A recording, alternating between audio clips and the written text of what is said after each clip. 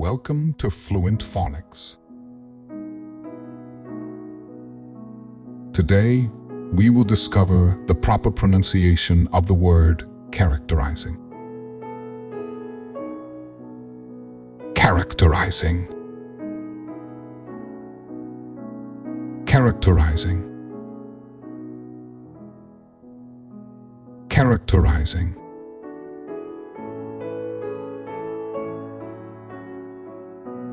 Here's an example of how one might use it in a sentence.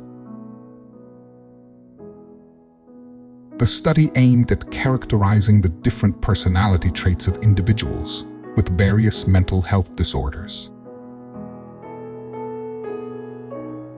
Characterizing in the sentence refers to identifying and describing the unique qualities or characteristics that define or distinguish a particular group or individual.